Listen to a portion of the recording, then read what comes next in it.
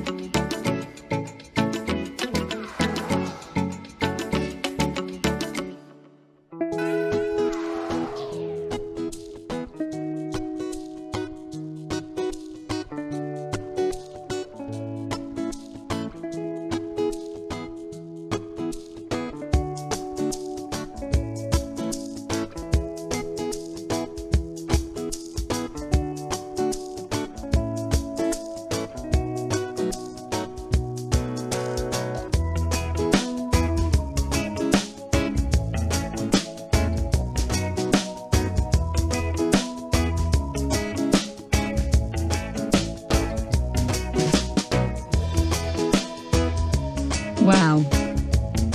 I prefer this recipe for my breakfast and dinner. The recipe is soft and natural, you can eat anytime you want. We would like to hear from you in the comments below. Do not forget to subscribe to our channel for more recipes. Thank you for watching.